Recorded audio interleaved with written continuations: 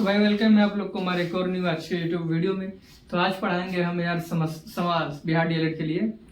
और हम समास ऐसे नहीं पढ़ाएंगे यार, समास जो पढ़ाएंगे ना आप लोग को फिट हो जाएगा दिमाग में। और दोबारा आप देखना यार, आप वीडियो देख लो और पूरा उसके बाद आपको कॉपी उठा के देखना नहीं पड़ेगा और सब समास आप सीख गए होगे। ऐसा ट्रिक के माध्यम से हम बताएंगे। वैसे तो यूट्यूब में बहुत आदमी बताया हुआ है, सर बताए हुए हैं, बट हम बढ़िया से बताएंगे जो कि आपको एक बार में ही सब समझ हो जाएगा और दिक्कत कभी नहीं होगा यार। तो आप लोग जितने भी बिहार डीएलएड 2026 देंगे तो आप लोग जरूर देखिए, क्योंकि हिंदी में ये आता है और अच्छा खासा आता है। तो बिना देरी के स्टार्ट करते हैं समास को। तो भाई समास देखो कितने प्रकार के होते हैं भाई। समास देखो वैसे 4 प्रकार के होता है। समास 4 प्रकार का मुख्य रूप से होता है, मतलब पद की प्रधानता के अनुसार 4 प्रकार का होता है। अव्ययी भाव, तत्पुरुष समास, द्वंद्व समास, द्विगु समास, ये होता है 4 प्रकार से। ये जब बोलेगा आपको पद की प्रधानता के आधार से तब 4 देना। तो वैसे नॉर्मली पूछेगा समास का कितना प्रकार है क्वेश्चन में, तो लिखना 6 प्रकार, यानी समास का 6 प्रकार है। तो बस ये प्रकार वाला दिक्कत आप लोग को कभी नहीं होगा। अब मैं डायरेक्ट आपको बताता हूँ कैसे पहचानना कैसे है। सबसे पहले अव्ययी भाव समास। अव्ययी भाव समास पहचानने का ट्रिक, अव्ययी भाव समास। अवयवी भाव समास देखो यार होता है उपसर्ग पे, मतलब उपसर्ग पे होता है। मतलब जिस शब्द के मतलब शुरुआत में उपसर्ग लगा होगा वो समझ लो ना अवयवी भाव समास है। जैसे यथासंभव, यथासंभव, यथा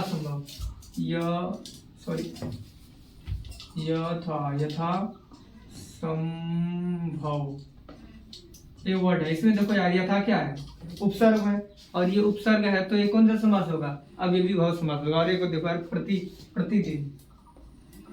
प्रतिदिन, तो इसमें देखो प्रति लगा हुआ है, यहाँ पर इसमें भी ये उपसर्ग लगा हुआ है। तो जिसमें भी उपसर्ग लगा रहेगा वो अव्ययी भाव समास होगा। एक खत्म हो गया आप लोग का। और एक बार और देखना है रिपीटिंग वर्ड, जैसे दिन, एक ही वर्ड 2 बार आ गया तो ये भी अव्ययी भाव समास हो गया। मतलब 2 वर्ड रिपीटिंग हो गया, एक ही वर्ड 2 बार आ गया, दिन, तो ये भी अव्ययी भाव समास होगा। तो आशा करता हूं आपको अव्ययी भाव समझ में आ गया होगा।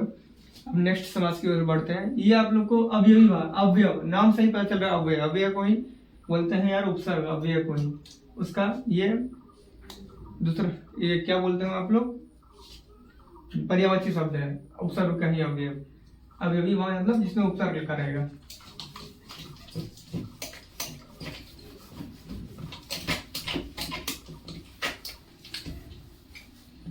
अव्ययी भाव के बाद आ जाता है आप लोग का तत्पुरुष समास। तत्पुरुष समास सबसे इजी समास जो है तत्पुरुष समास है, जिसका भी तोड़ने पर अगर बीच में कारक चिन्ह आ जाए वो तत्पुरुष समास हो गया। जैसे आप लोग कुछ एग्जांपल्स पूछ सकते हो तत्पुरुष। तो भाई तत्पुरुष समास तो जैसे आप देख लो तत्पुरुष समास में हरिजन, तत्पुरुष समास तत्पुरुष समास। तत्पुरुष समास में होता है क्या भाई, तत्पुरुष समास जो भी है, जो शब्द दिया हुआ है उसको तोड़ने में बीच में कारक चिन्ह आ जाए तो वो तत्पुरुष समास हो गया। यानी कारक चिन्ह पढ़े हो ना, कर्ता ने, कर्म को, कर्म का, के लिए, पर, में। तो ये जो कारक चिन्ह अगर किसी शब्द को तोड़ने पर ये आ जाए बीच में तो वो तत्पुरुष समास हो गया। जैसे आपको बता दूं तत्पुरुष समास जैसे हरिजन, अगर आप इसको तोड़ोगे तो क्या होगा, हरि के जन। तो बीच में क्या आया, क्या आया ना, तो के क्या है, कारक चिन्ह है। कर्ता ने कर्म को करण से,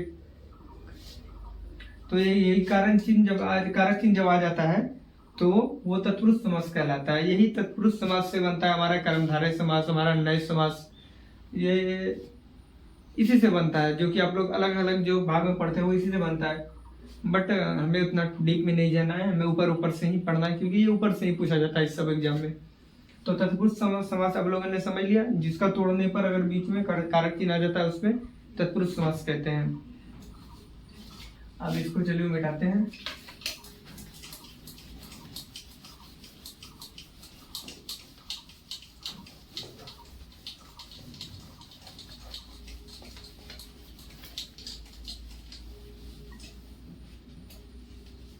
जैसे हो गया, आप लोग को और एग्जाम्पल देते हैं।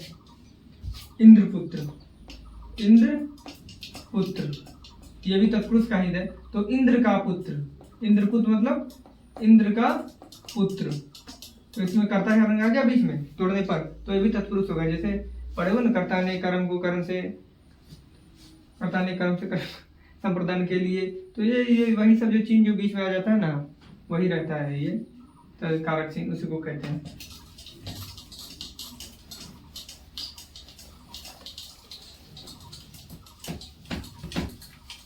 अब उसके बाद आ जाता है आपका कर्मधारय समास। कर्मधारय एक प्रकार से आप लोग सोचो तो तत्पुरुष का ही प्रकार है, बट हम लोग इसको अलग में पढ़ते हैं तो आपको बताते हैं। कर्मधारय कुछ नहीं यार, कर्म किसी व्यक्ति का कर्म किससे धारण होता है? कर्म उसकी विशेषता, उसके गुणों पर होता है।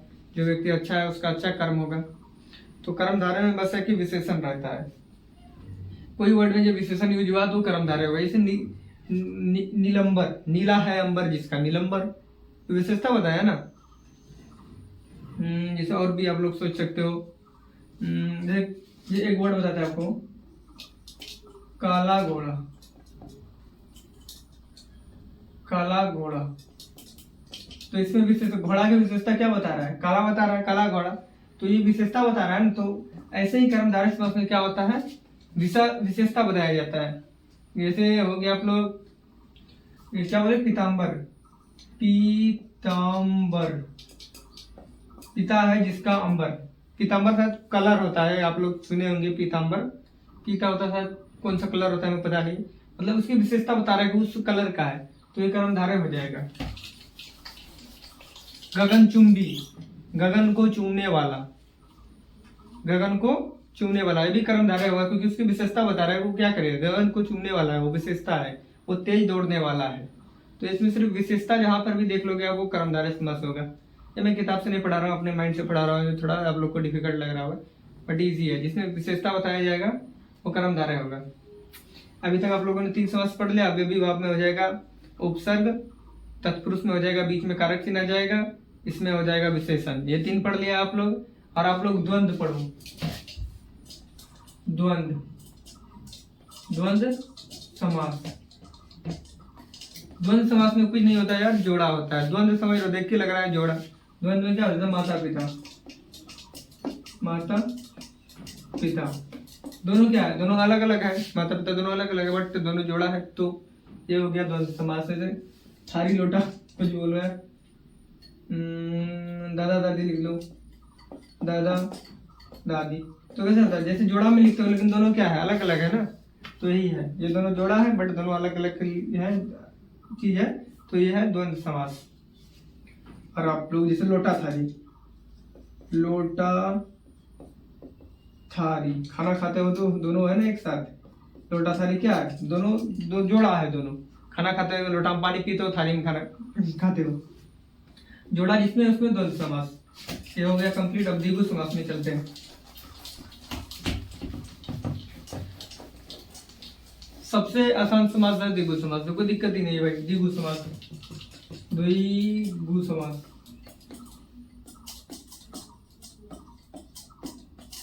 द्विगु समास में होता कुछ नहीं यार, गिनती की संख्या आ जाता है। जैसे आप लोग हो गया पंचम, पांच आ गया ना शुरू में से, पंचम, पंचम मतलब 5 होता है। और कुछ ऐसा आप लोग वर्ड सोच सकते हो जैसे त्रिपुरा, त्रिपुरा, इसमें 3 आ गया ना, त्रि, तो ये भी हो जाएगा आपका द्विगु समास। और कुछ भी हो सकता है। और क्या हो गया आप लोग का? त्रिभुज, त्रिभुज, त्रिभुज में क्या है? 3 आ गया, त्रि से 3 होता है, त्रि से 3, ये भी गिनती की संख्या इसमें आ गया, तो ये भी द्विगु समास होगा। चतुर्भुज, चतुर्भुज, चतुर्भुज में 4 आ गया, तो ये भी द्विगु समास होगा। ऐसे करके आप कर सकते हो। बस इसमें एक एक्सेप्शन है तो आपको बता देते हैं। जैसे दशानंद, दशानंद क्या है? दशानंद में भी 10 आ गया बट ये नहीं है द्विगु समास। ये क्यों नहीं है वो भी आपको बताते हैं। बहुब्रीहि समास आप लोग लिखो, बहुब्रीहि समास। बहुब्रीहि समास में सिर्फ देवी देवताओं का नाम होता है, मतलब जो होता है कि इसका कोई वर्ड प्रधान ही नहीं होता है, कोई बात प्रधान नहीं। तो भाई लाइट चला गया था इसलिए वीडियो कट किए, फिर स्टार्ट करते हैं। तो हम लोग थे बहुब्रीहि समास में, तो मैं बता रहा हूँ आप लोग को बहुब्रीहि समास। तो बहुब्रीहि समास में ऐसा यार देवी देवताओं का नाम जितने भी आते हैं जिसको किसी अदर नाम से बुलाया जाता है, जैसे देख लो चंद्रशेखर। चंद्रशेखर किसका है? चंद्र है जिसके शिखर पर महादेव जी। तो इसमें चंद्रशेखर एक सेपरेट वर्ड है, लेकिन इसका मीनिंग क्या जा रहा है? शंकर भगवान के बारे में। किस चंद्रशेखर किसे कहते हैं? शंकर भगवान को। तो बहुब्रीहि समास कुछ इसी प्रकार से है, मतलब जो शब्द दिया जाता है वो प्रधान नहीं होता, प्रधान कोई दूसरा होता है, दूसरा के बारे में पता था। जैसे चतुरानंद, चतुरानंद, चतुरानंद, चतुरानंद मतलब क्या होता है? जिसका 4 सिर हो। चतुर आनंद, जिसका 4 सिर हो, यानी ब्रह्मा जी। तो ये हो जाएगा बहुब्रीहि समास। ध्यान देने वाला बात ये है कि चतुर्मने होता है 4, चतुर्मने 4 होता है, बट यहाँ पर द्विगु समास नहीं होगा, क्योंकि ये एक भगवान का नाम है। चतुरानंद मतलब ब्रह्मा जी, तो इसलिए यहाँ पर द्विगु समास नहीं होगा। यही एक अपवाद है जो आपको बताए थे द्विगु समास में। जैसे देख लो दशानंद, दशानंद, दशानंद, दशानंद, दशानंद मतलब 10 आनंद, जिसका 10 सिर है, 10 लेकिन ये भी द्विगु समास नहीं होगा। ये भी किसका होगा? ये होगा हमारा बहुब्रीहि समास। बहुब्रीहि समास होगा क्योंकि दशानंद का एक सेपरेट अर्थ है रावण के बारे में। उसी प्रकार दशानंद हो गया, चतुरानंद हो गया, और कुछ भी हो सकता है, जैसे नहीं, और सब भी कर देवी देवताओं का नाम में जाता है, तो आपको ये ध्यान रखना है। तो नोट एक और बात लिखा देते हैं आप लोग को। अगर द्विगु समास के बारे में बता रहे हैं, 1 से 10 तक, 1 से 10 तक अगर आ रहा है द्विगु समास में शुरू में, जैसे त्रिभुज, चतुर्भुज, छभुज, सप्तभुज, अष्टभुज, ऐसे 10 तक आ रहा है तो वो द्विगु समास होगा। लेकिन 10 के बाद अगर आ रहा है, जैसे 11 में आ रहा है, 11 भुज, 12 भुज, मतलब ऐसे आ रहा है, तो वो द्वंद्व समास में चला जाता है, क्योंकि 10 के बाद से ओनली 10 का मल्टीपल ही द्विगु समास रहता है। यानी अगर 20 भुज रहेगा, 20 भुज यानी 20 भुजा वाला, 30 भुज, तो 10 का गुणज है ना, 10 का 10, 10 का 20, 10 का 30, तो ये द्विगु समास होगा। वहीं अगर 16 भुज, 17 भुज, 18 भुज रहेगा तो ये द्वंद्व में चला जाएगा, द्विगु में नहीं रहेगा। ये बात हमको तभी बताना था, बट दिमाग से उतर गया। और हाँ, बहुब्रीहि भी आप लोगों ने समझ लिया होगा। बहुब्रीहि का बहुत सा उदाहरण है, चंद्रशेखर है, चतुरानंद है, दशानंद है, चतुर्मुख है। चतुर्मुख नहीं, चतुर्मुख का कोई नहीं जाता है ना मीनिंग, तो वो हो जाएगा द्विगु समास। नहीं, चतुर्मुख में भी तो ब्रह्मा ही आएंगे, चतुर्मुख में भी तो ब्रह्मा आएगा, 4 जो है जिसका मुख। चतुर्भुज आएगा द्विगु समास। अब हमारा एक और लास्ट समास बच गया, वो है नए समास। नए समास बिल्कुल इजी है, कोई बात ही नहीं है इसमें। नए समास इसमें नकारात्मक बोध हो, जैसे अंधविश्वास, अविश्वास, अंधभक्त, सॉरी, जो मतलब नकारात्मक बोध जा रहा है वो होता है हमारा नए समास। जैसे अंधविश्वास, अंधविश्वास, बहुत लोग भगवान पर भी विश्वास नहीं कर रहे, वो लोग अंधविश्वास है, तो वो क्या है? अंध मतलब क्या? नकारात्मक बोध आ गया, मतलब उसको चाहिए वो पसंद नहीं है। नए समास, इसीलिए नाम से ही पता चलता है नए समास। तो बाकी मैं आप लोग को सभी समास के बारे में बता दिया। यही 6 समास इंपॉर्टेंट है जो पूछा जाता है, और वैसे कोई समास होता भी नहीं है, पूरा बता दिया आप लोग को। एक बार रिक्वाइल करा देते हैं आप लोगों को। अब ये भी वह समास हो गया आप लोग का जिसमें उपसर्ग आ जाता है, तत्पुरुष जिसमें बीच में कारक चिन्ह आ जाता है, कर्मधारय जिसमें विशेषता बताया जाता है, बहुब्रीहि जिसमें देवी देवताओं का नाम होता है, द्विगु जिसमें गिनती की संख्या आता है 10 तक, उसके बाद 10 का मल्टीपल, द्वंद्व समास में जोड़ा आता है, और उसके बाद नए समास में नकारात्मक बोध होता है। बट यही था। और एक और बताते हैं, किसका फर्स्ट पद प्रधान होता है, किसका सेकंड पद प्रधान होता है, ये भी आप लोग को बताते हैं। जैसे देख लो, द्वंद्व समास का दोनों पद प्रधान होता है, मतलब दोनों मेन अलग अलग वर्ड है, सेपरेट वर्ड है, दोनों का मीनिंग बहुत अच्छा है। जैसे दादा दादी, माता पिता, दोनों अलग अलग है, दोनों का मीनिंग दोनों है, दोनों प्रधान है, दोनों प्रधान है, तो ये दोनों द्वंद्व समास में दोनों प्रधान होता है। और बहुब्रीहि में एक भी शब्द प्रधान नहीं होता। बहुब्रीहि क्यों? चंद्र है जिसके शिखर पर, कोई दूसरा आदमी, तो वहां पर कोई प्रधान हुआ? बहुब्रीहि में कोई पद प्रधान नहीं होता है। तत्पुरुष में अव्ययी भाव में होता है, प्रथम पद प्रधान होता है, और वही तत्पुरुष में आपका दूसरा पद प्रधान होता है। तत्पुरुष का ही प्रकार कर्मधारय है, इतना ध्यान रखना है। बट कर्मधारय इसीलिए कैटेगराइज कर दिया गया है क्योंकि इसमें विशेषता बताया जाता है। तो ये 4 था, चारों को मैं बता दिया किसका पद की प्रधानता के अनुसार है। बट आप लोग एक चीज देख लेना, तत्पुरुष और अव्ययी भाव में हम तो बाकी सही ही बताए हैं, बट आप लोग चेक भी कर सकते हो। तो यही था कुछ आज के वीडियो में।